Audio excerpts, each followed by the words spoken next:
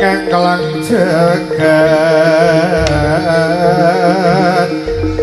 nyangking pukara kancarane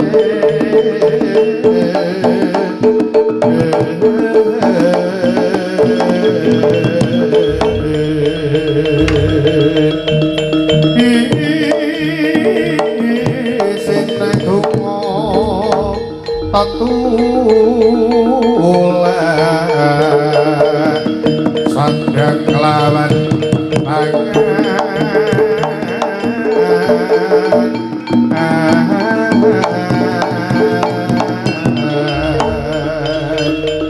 yo iku kageyan nipun wong melek sabar norimo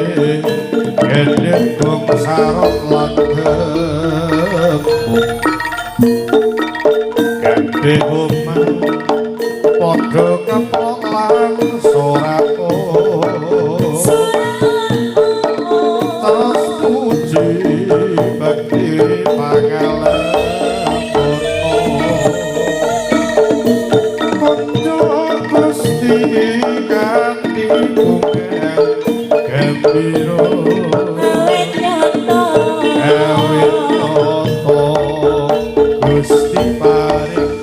nugroho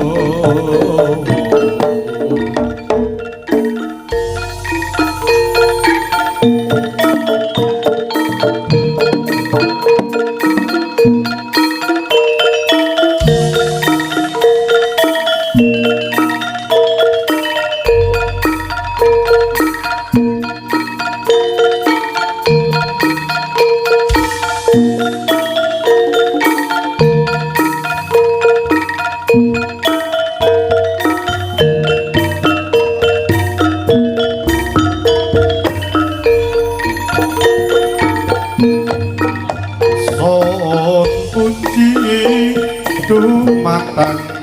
Pangeran Mugi ngandheng mitara sami kalisa ing sami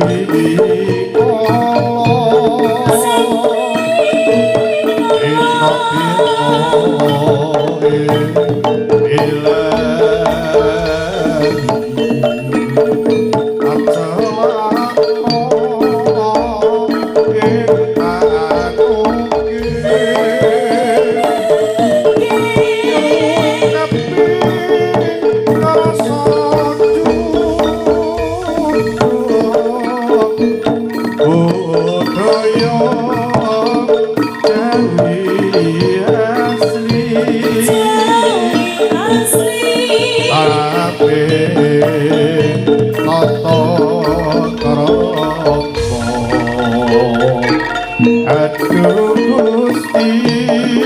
kula nyuwun pangayoman dumateng kita sarana pangen tangga kula ngayahi kewajiban kita sami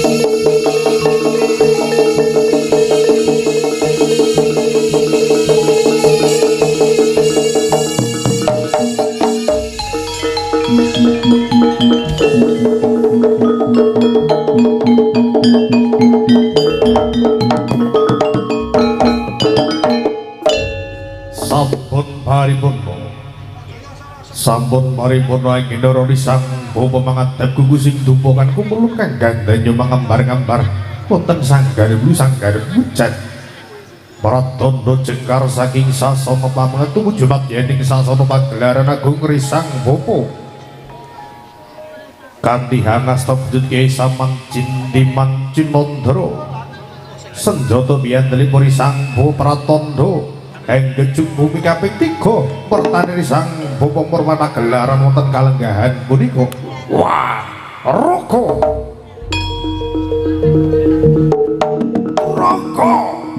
pulang mas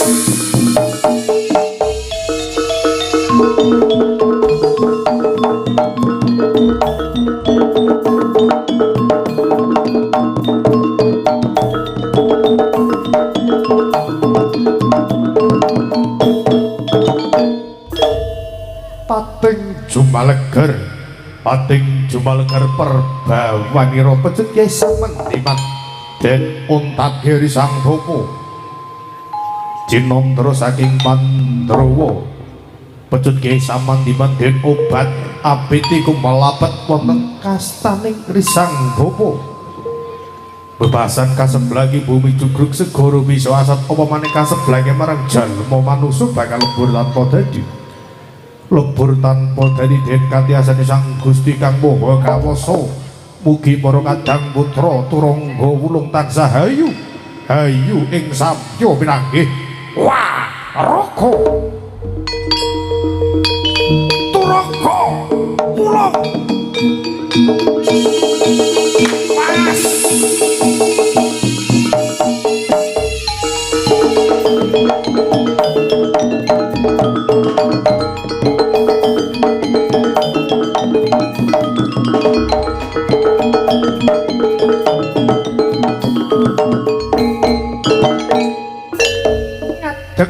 jagrek kadya tugu Sinokerta risang bapa yen Cinandra kadya waruk gunut seta saking Kadipaten Ponorogo katon gagah prakoso Gedhe Sumbar Jojo Ratedas lawak palu den sisani gerendra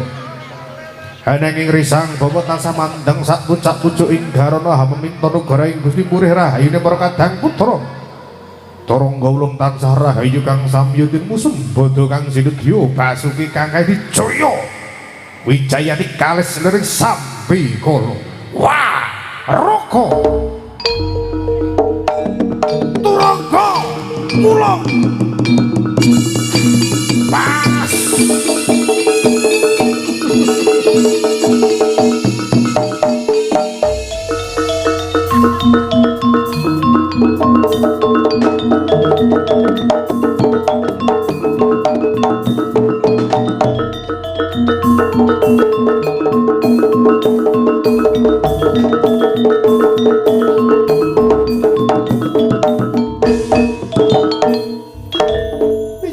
raganing guru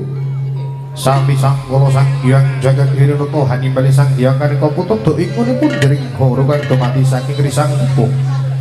kang samya semedi hanutupi babakan bawa sanga ana tepaci panca hindriya mandang sak pucak pucuk ing garna panca kang asifat gelangan 5 hindriya pangenengan pangenangane risang bau hambrat nafsu patang angkurat juga rimukur mandang sak pucak pucuk ing garana hanut pucak ing kayuyun marang Gusti kang Maha Kawasa wah raka turangga wulung pas